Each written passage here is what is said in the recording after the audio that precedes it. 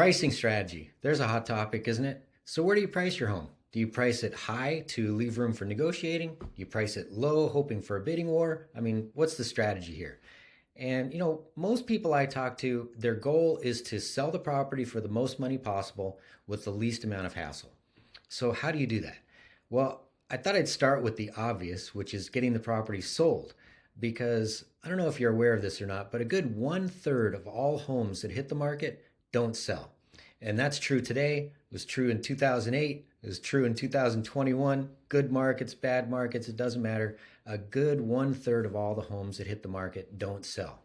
And I figure most people don't put their home on the market to have it not sell, right? So something went wrong.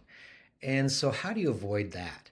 And I'd say the easiest way to avoid that is by picking your agent first based on their merits and who you think is going to represent you the best, and then sitting down with that agent to discuss pricing strategy. Because here's what happens in reality. A lot of times people interview more than one agent for the job of selling their home, and a lot of times they end up picking the agent that quotes them the highest price.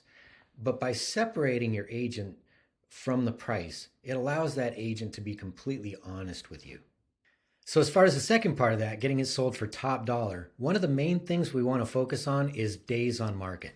Because if there's one thing I've learned after studying homes and prices since 1999, that is days on market plays a huge role in your final sales price.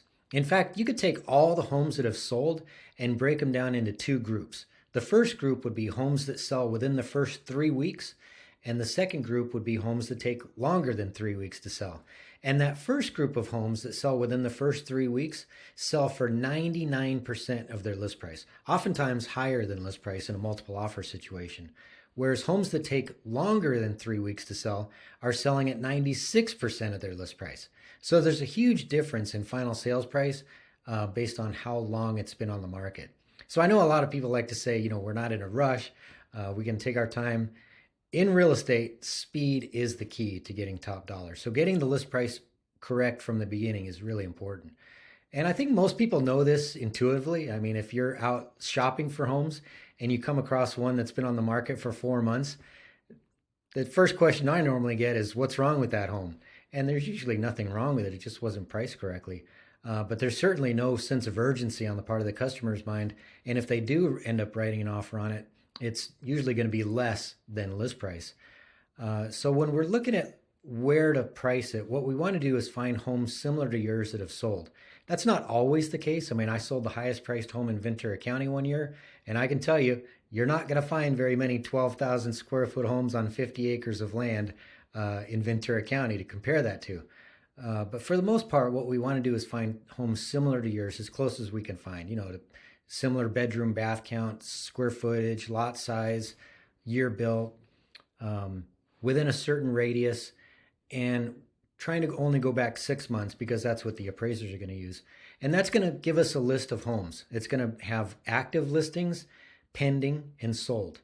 And while we do take the active listings into consideration, because that is going to be our competition when we hit the market, at the same time, that list price is what the homeowner is hoping to get for their home. But until the property actually sells, we don't really know what the home is going to sell for. So I like to focus on what's actually sold because that's reality, right? And that's going to give us a range, a high range and a low range. And as far as where we fit into that range, it really comes down to our condition, location, finishes, that kind of thing.